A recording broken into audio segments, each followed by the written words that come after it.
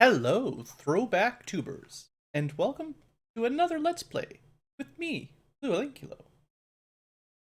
So in case you're wondering, we're playing Wing Commander number 1, playing the DOS version, although of course it's emulated through DOSBox, which you can purchase on GOG.com if you're so inclined, or I believe the Unity EA store also sells it.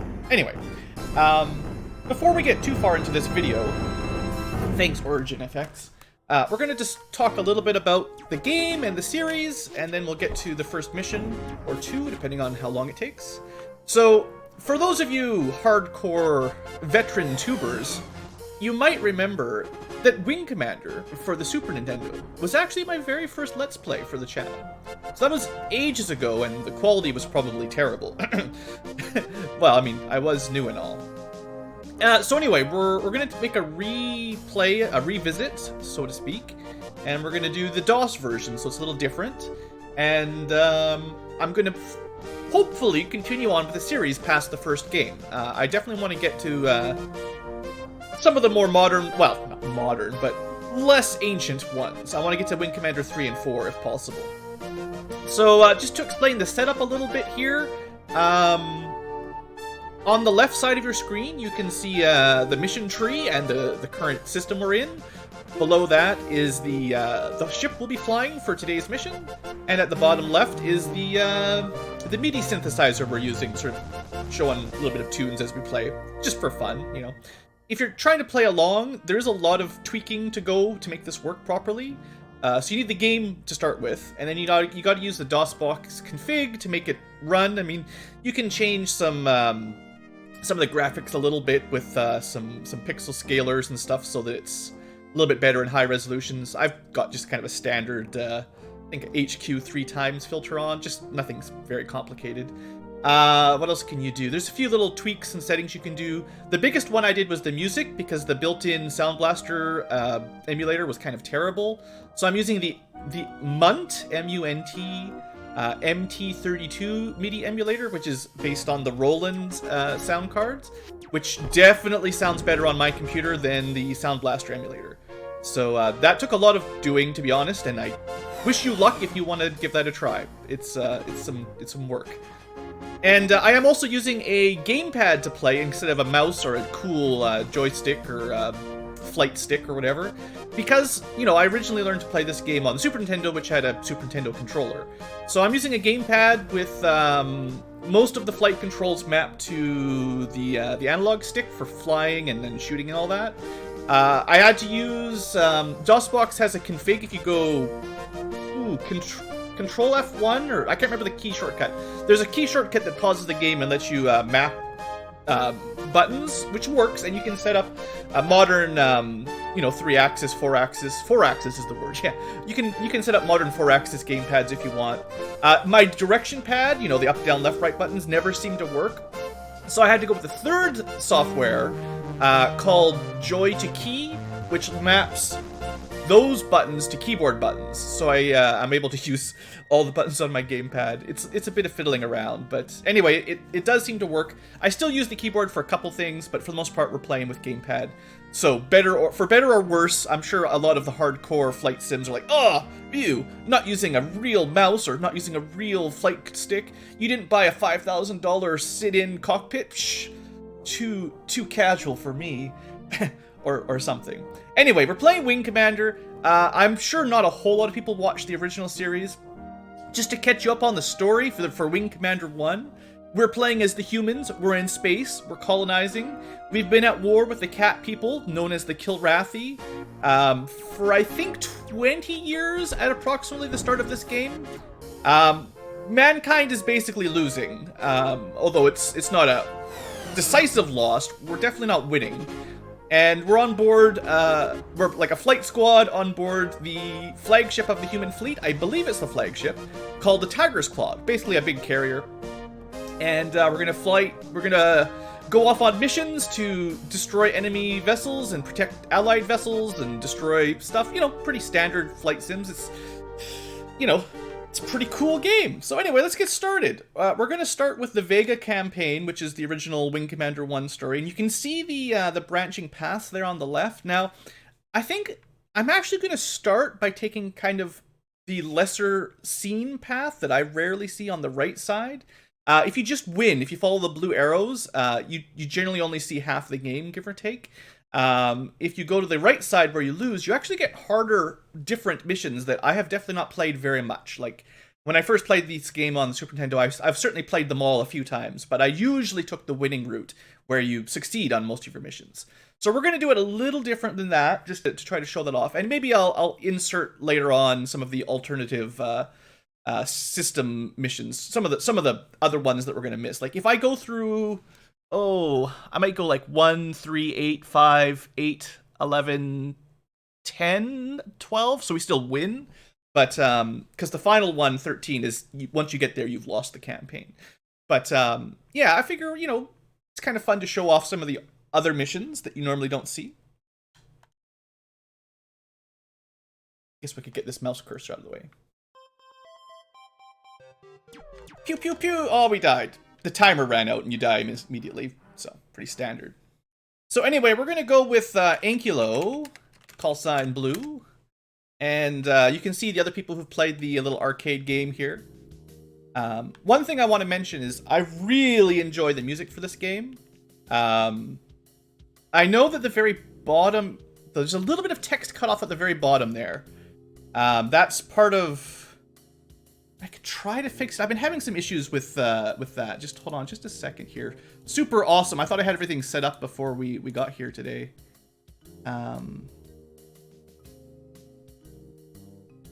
It's cutting off the bottom few pixels. Now where'd it go? Make it the active window. Come on, come on. Why? Thought I had this all set up. There it is. So now there's a little black bar. The problem is some of the window sizes are slightly different, and it's like changing on me here and there. Anyway, that should work. No, because now it's... I just made like 5 minutes. All right, we're back. I've done a little tweaking to try to make the screen look a little bit better. I have to admit, getting this to record smoothly has definitely been a bit of a project. So anyway, hopefully this looks proper to you guys. Fixed a couple little minor tweaks, and you can see the text is not being cut off on the bottom. There's no weird black bars. As far as I know, I've got things right. Hopefully I don't have to restart this recording. So, yeah, let's show off the gameplay here quick before we do a real mission, just to see if I can still play this game at all. We'll start by fighting some of the easiest ships, the Southie. And, well, things are going pretty fast here. I'm used to not playing the training mission, but we'll see what happens. Yeah, usually I'm doing, like, normal missions where there's more objects on screen and the game kind of slows down. The basic DOS version of this game scales on... The speed changes, like... the frame rate is essentially what determines... how fast the game plays. So when you see laggy, you know, slideshow footage, the game is also playing at that speed, which is kind of interesting. Anyway, this is just kind of a demonstration of how the combat will work, and because there's just we're basically flying a Hornet, although it's slightly modified cockpit for the training simulator, and we fight waves of baddies. So these are Salties. You could call them the Salty ship. They are about as weak of an enemy ship as you get. Light ship. I'm using twin laser cannons. You can see them firing away. They're the weakest gun in the game. They have the longest range and the least amount of... what am I trying to say? The least amount of energy consumption. So the blaster bar, you can see sort of barely... I can't even really use it up. As long as your ship's not damaged. It's pretty hard to fire fast enough to even use it all. What else is going on? Well, you know, we're killing some fake cats. Honestly, if the Tiger's Claw has such a great simulation on it like this, I feel like we could just train all of our pilots on this until they can beat this simulator, and then they'll be invincible in the field. Anyway, that's another wave down. This is probably where it gets crazy. Alright, so now that there's 3-on-1, things get a little bit hectic. So Salthies also have laser cannons. In fact, in this game, all the enemy ships use laser cannons, except I think one or two might have some mass drivers that are a more powerful short-range weapon. Shorter range. Unlike the Super Nintendo game, it doesn't do a great job of signaling a sound effect when there's a missile lock on you. You can see the flashing light above the fuel gauge there, or hopefully you saw it. That's a missile lock from an enemy ship. You can also see the yellow missile on the radar, which is kind of obnoxious. And yeah, the enemy, once you're outnumbered like this, they tend to just spam missiles like crazy. And we're playing with a very light ship. We can't really take any missile hits. Ships all have shields and armor. If you have a lot of shields, you can generally burn through a single missile without damaging your armor or your hull. So, in the future, it won't be so bad, but on this ship, you gotta be careful. Now, as far as I know, Salthies are supposed to only have dumbfire missiles. Like, what would you call them? Dart, dumbfire, the same weapon we've got equipped in our missile slot right now.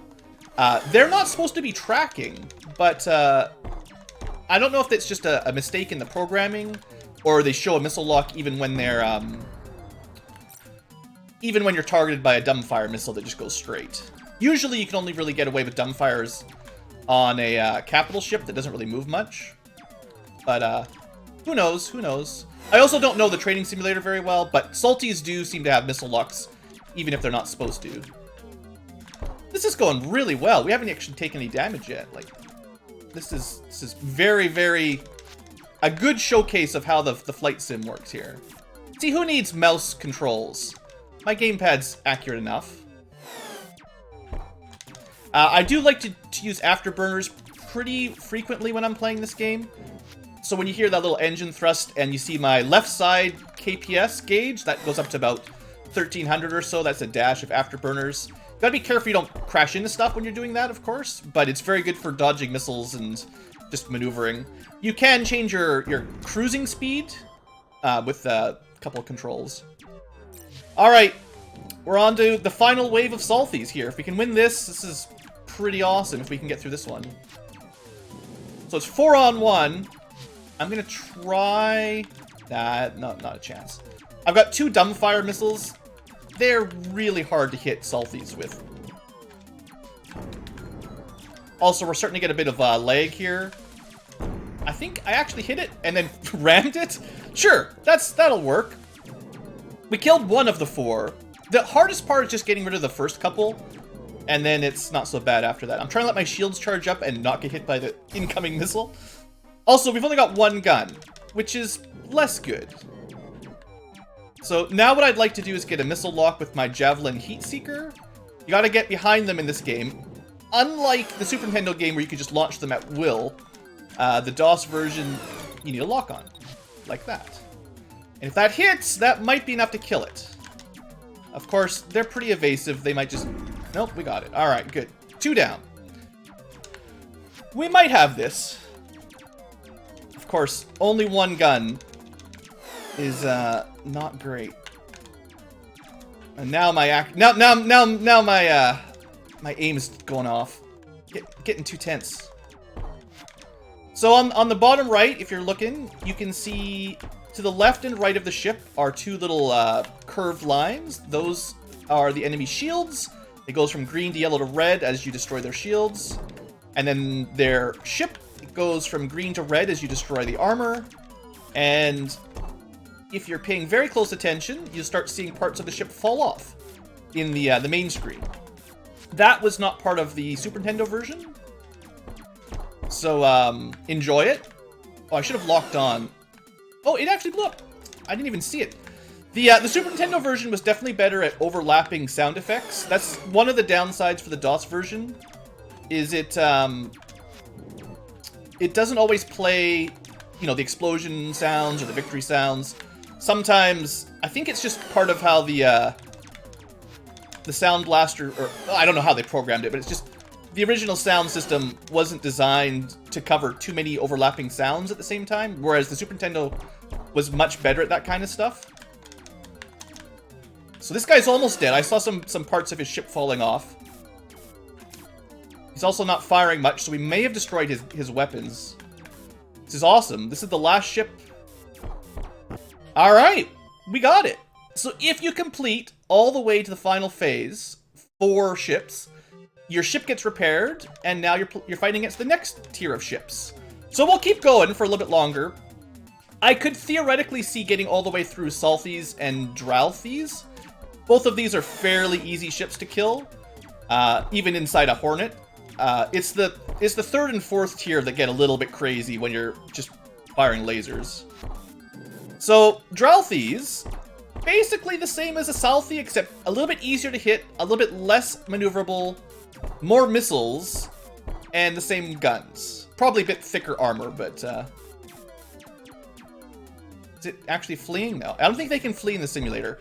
In a normal mission, they are able to just run away when they're almost dead. If I didn't mention it, laser cannon range is 5,000. So it's certainly possible to kill an enemy ship at long range. The enemy tends to be pretty good at shooting at you, though, so I tend to like to mix it up in dogfighting up close, try to get behind them. Also, these guys definitely have heat-seeking missiles, and they will do a ton of damage to us. So we're going to use some fuel, burn our afterburners a little bit here. It's a little bit harder to tell, I find, in the DOS version compared to the Super Nintendo version, if a missile hits you or not. For one, there's no klaxon sort of alarm that plays when there's a missile locked on. But also, you get kind of a screen flash for when the missile explodes, whether it hits you or not. That was a pretty good volley there. Actually, we killed it. Sweet. All right, we're on to the 3rd wave of Drouthies. Haven't used any missiles yet. Might want to consider this round. It's a fair bit easier to hit Drouthies with dumbfires than Salthies. They're. I mean, you can see they flip around pretty good, but they're not nearly as agile, flippy-turny as the Salthies were. Like this little volley here. That's pretty typical for a Drouthy. Once you've hit them a couple times, they kind of get stuck. I don't know if it's just internal damage affecting their engines or what, but they kind of slow down a little bit. You tend to get a pretty good lineup on them. Alright, here we go. Man, this is going way better than I thought. We have a chance at actually getting all the way to the... then we get missile locked. We have a chance of making it all the way to the 3rd style of ship. We'll be getting a high score for this this game. Maybe I'll just save the first mission for episode 2, because we're just showcasing stuff, right? This is how the game works. Now you definitely don't want to charge in too much with the little Hornet shields. If you can take them out with long range, that's great. But you don't have the frontal shields or armor to really take much back. So it's generally best to just, you know, unleash a few shots if you can get the line up, and then spin out of the way. Like, this time I don't see it. Plus, there's 4 of them, so what I want to do here is try to get behind them, at least one of them, and try to get a missile lock. Well, I guess I don't have my... I can change to my heat seeker if I want, but... Oh boy, there's a lot of them. Come on. Oh, I splashed! That's definitely not what I meant to do. Okay, there's 2 missiles on me. Gotta recharge the shields here for a second. I don't think my dart hit, and that's unfortunate. Alright, here we go. I don't know if that'll hit, but I'm gonna hope. It definitely hit. Alright, that was pretty sweet. Couple rounds of lasers and a dumbfire missile. They ran right into it. And I've still got my heat seeker. So if I can get behind this guy... There we go. I don't think it'll one-shot it, but it should, yeah, take out most of its rear engines. course, his friend fired a missile at me. Now, there is definitely a way to lure enemy missiles into each other. And I definitely try, although I'm not sure how successful I am overall. But if there's a missile on your tail, and you're able to sort of skim around a ship, it can definitely lose you and end up hitting, you know, friendly fire. And that's also applicable for your missiles. So you gotta be careful with you gotta be careful with heat seekers, basically. Oop, I was going a little bit too fast, but we got him. Alright, our ship's holding together. This is the final Drouthy. Now we're really showing off. If I can get to the next phase, then you'll get to see the third ship. All in episode 1. That was a pretty good little joust. That's what the pros call it when you come at each other at full speed. Okay, hold on just a sec. Just gonna pause for a second. My eyes are like bugging out here because I'm so intensely concentrating on winning this simulator mission for our first episode. Alright, we're doing great. But now we're moving up from Drouthies to Krants. I can't believe it. Now, these things are definitely heavier fighters than a Hornet, which is still our ship, smallest, lightest ship. These things are definitely medium to heavy fighter tier. They still only have 2 lasers, which is convenient. They don't actually have better weaponry than we do in terms of guns, but they have, I think, three heat-seeking missiles or something around there. So once we're fighting a big batch of them, they can just spam missiles like crazy. But they probably about as maneuverable as a Drouthy, maybe a little bit better. Definitely more armor and shields, and basically all they've got going for them is missiles and armor. And our little laser cannons have a hard time chewing through it. You can clearly kill them with laser cannons, but it takes a lot more shots. Dang, my eyes are like burning up. What's going on, eyeballs? I'm gonna have to like put another pause in the recording here. See if I can finish this guy off with 1 eyeball. I wonder if it's like spring, if my allergies are kicking in. Oh, come on. How is he still alive? One-eyed aiming. There we go. Okay, I'll be right back. Sorry for this.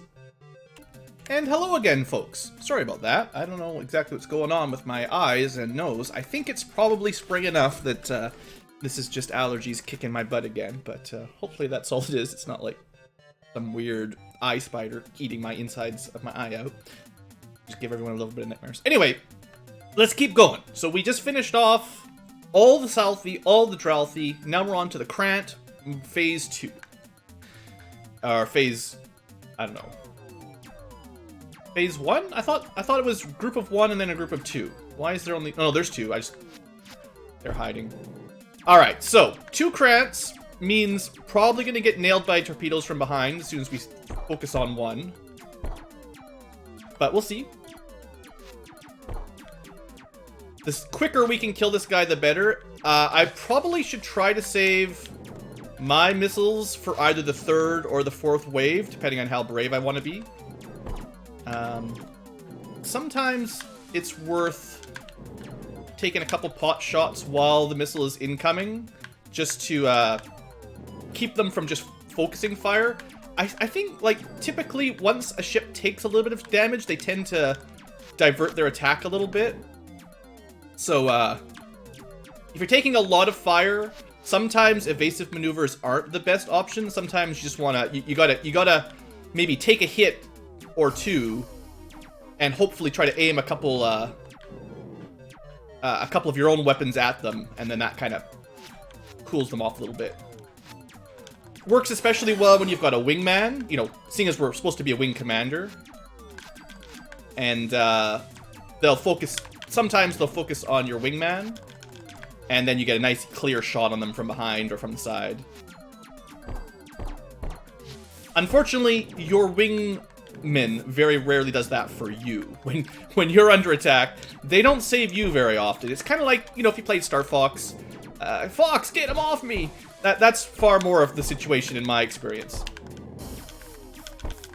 Okay, come on, missile, hit that other guy. Probably no luck.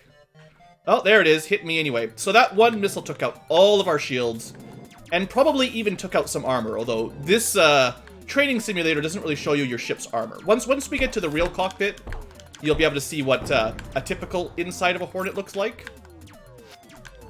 This is definitely a sparser version that's meant for simplicity. I don't know, it's just different. I guess technically there's 5 cockpits in this game, if you count this. 4 ships you can fly, and a training simulator. But like I said, this ship, all the stats, I'm pretty sure are the same as a Hornet. You just can't see all the screens.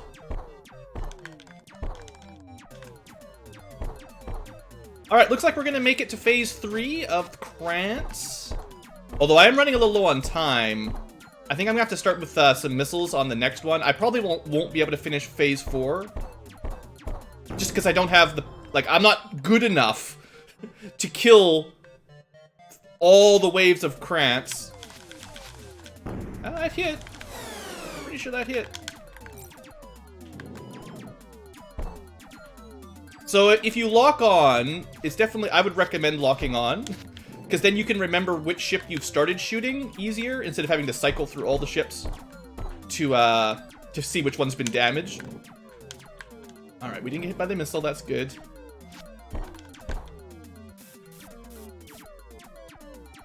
Now, I know he took a dumbfire to the nose. I don't really want to waste any more missiles on this one, if possible.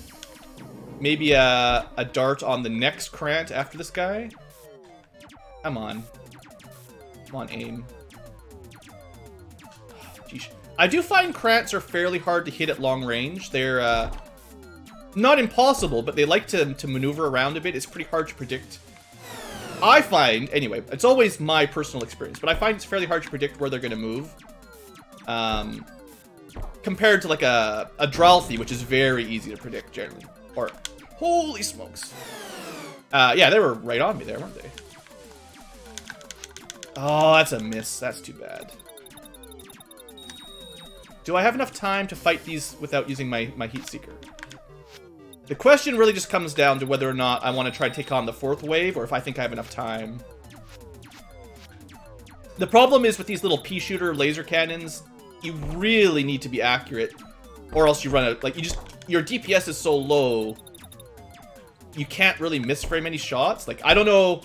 I'm sure there's enough time. Like, don't get me wrong. If you're really good at the game, I'm sure it's possible to get through every wave of enemy ship, just with good shooting.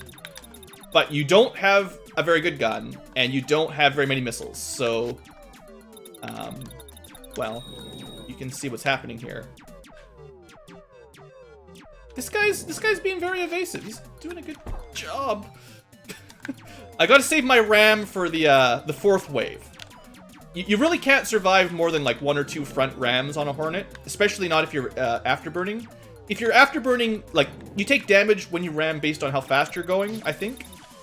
I don't know if it depends on what you hit, but definitely your speed is part of the damage calculation. And if you're going at maximum speed on the afterburners, you basically just instantly die. So if you're going to crash into something, at least don't afterburner into them. Alright. 1,000 seconds, or whatever those are. 1,000 milliseconds, I don't know. We've probably got about a minute. See if I can kill this guy. If I have to use my missile on him, I'll use my missile, but... I feel like I should have enough time here. Now this is pretty classic. Once you get down to 1 ship remaining, things start to be more responsive and feel faster. I will be occasionally changing the DOSBox CPU settings mid-game every now and then. If we're in a big dogfight with allied ships and like 5 or 6 enemy ships, I probably have to increase the cycle speed a little bit, or else the slowdown is just too much. But if you do that normally, like right now, the game just goes way too fast. So it's a little tricky. I was trying to find a way to easily put... okay, just pause for a second here. Whew. I was trying to find a way to show on stream for you guys the current cycles. It's, I think, 3,000 right now. But I couldn't find an easy way to put that on the screen because it's in the window bar rather than Yeah, I can't get an overlay with it anyway. But I do have a shortcut. If you ever use DOSBox, Control F12 or Control F11. F11 for minus, F12 for add. That will increase your cycle speed mid-game, which can be good or bad, depending on what game you're playing. Alright, 4 more. I'll be impressed if we can... If I can kill even 3 of these in the time we've got, I think I'll have done pretty good. Oh, come on. Missile didn't fire. Now, I have a lot of... No, I don't have very much fuel left either. We're low on fuel. Come on, come on. Get him. Oh, did I, No, that was their missile that hit me and did half damage. My missile is still trying to get... There we go. We got 1. Alright, that's a great start. Now I'm going to try to do is try to zigzag through these guys. Although I'm really low on afterburner fuel. Just to mix it up a little bit. Come on. Well, there's that missile that's coming towards me. Yeah, the problem is I just don't have enough time. Now, I assume there's longer... I haven't actually really paid attention.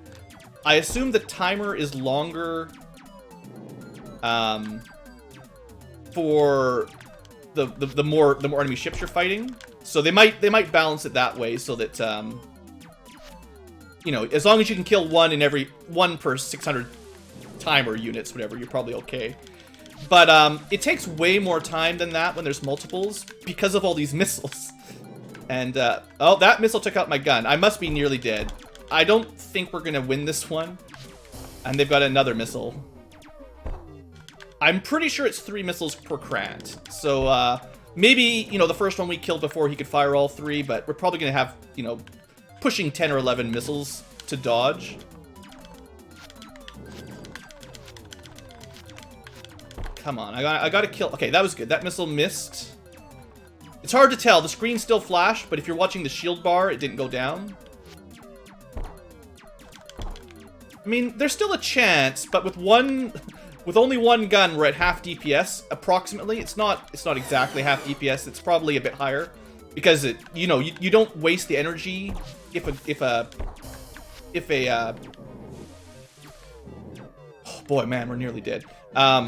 You don't waste the energy if you're only firing 1 gun at a time. So you can sort of fire a little bit faster with 1 gun, although it's marginal. Suffice to say, on some ships, losing a gun is not a huge problem. On a Hornet with just 1 laser cannon, it's pretty terrible, though. Oh, come on. Now, they might be out of missiles by now. I haven't been counting or anything. The problem is, you know, there's no time left, and man, this is not a lot of firepower I've got here. Not to mention my terrible aim. Alright, you know what? If we can kill 1 more Krant, if we can get this guy dead, I'll say this was a victory. If I don't die.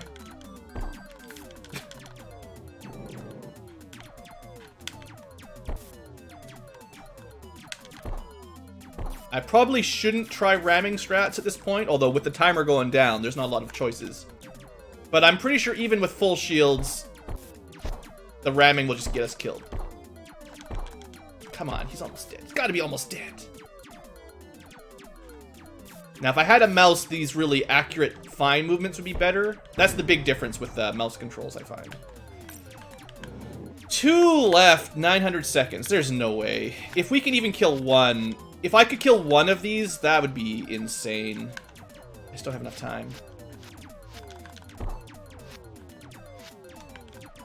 Of course, you know, as their numbers diminish, your chances for taking good shots increases. Because they're using less missiles, you're taking less damage. So you kill them quicker as there are fewer remaining. But, I just don't think our little pea shooter is going to cover it.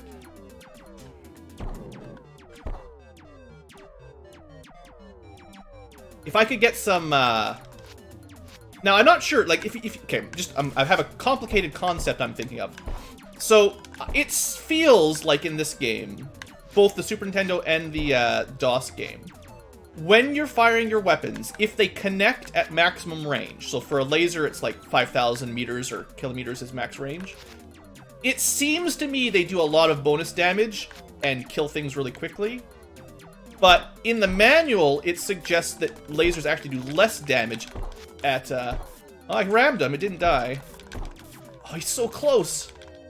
Anyway, we ran out of time. Anyway, just to finish my sentence, it feels like hitting enemies with your max range weapon does bonus damage, but the manual suggests that lasers and plasma cannons actually do diminishing damage as their weapon range goes up. I'm not sure if it's true or not. Anyway, it just feels like max range shots seem to kill enemies quicker for some reason. Maybe it's just good idea that you're good sign that you're hitting regularly. Okay, well that was very successful. We'll save the fourth enemy ship. There's actually a fifth you can't train against, but we'll save that for when we run into them in the wild. But anyway, I feel like that was a pretty good introduction to the game. Next episode, we will actually talk to the crew and go do our first real mission. But anyway, we did a little bit of, opening up what the game's going to be like. How the combat's going to work. Obviously, it's a mission-based game, so the combat is, the main draw, but there is a story. And one of the best parts of Wing Commander really is the character development and the story and stuff. So we'll be starting with that next episode. So anyway, thanks for watching, folks. Hope you're excited for this Let's Play. I'm excited. I really like this game. Even on the DOS, where it's a little different than the way I remember it. Music's a little off, sound effects are a little off, but you get less. If you've ever played the Super Nintendo Wing Commander, you remember how basically the way Super Nintendo worked is it could only draw one nearby enemy at a time. So in like dogfighting range, you could only ever have your ship plus one other ship. And what that often happened was the enemies would just stay at like 2,000 or 3,000 range, and you could afterburn directly towards them, and they'd never sort of trigger into, dogfighting range. Now, they could hit you from that range, but you couldn't hit them generally. So a lot of time was wasted just trying to force the enemies into your sort of combat zone. That's not going to be a problem in the DOS game, so there's definitely quite a few, like the Super Nintendo port definitely missed a few things from the DOS version. I would say it improved the music and sound effects. But it definitely lost a few of the nice touches for the original game. And now we're playing it on the original, we get to see all those cool little features again, which is pretty fun. And it's probably a bit harder, I would say. It's not much harder, but a little bit harder than Super Nintendo. You can't fire as quickly. Again, one of the small changes between the two. If you ever watched the Wing Commander 1 Super Nintendo, either mine or played it yourself, you can fire almost as fast as you can tap the shoot button until you run out of energy. There's more of a delay between shots in this version, so if you're wondering why I'm not going pew pew pew pew pew pew pew, it's because I can't. I can tap as fast as I want, and it's just gonna go pew pew pew, and that's as fast as you can fire, period, basically. So it is a bit easier in the Super Nintendo version to just sort of alpha strike. If you've got a full energy bar, just bam, bam, bam, bam, bam, and you can kill an enemy in one volley pretty quick if you get a good accuracy on it. But anyway, enough rambling on. I could talk about this game for hours, and I will as we go through the missions. So thanks for watching, and I'll see you next time for our first real mission. Have a great day.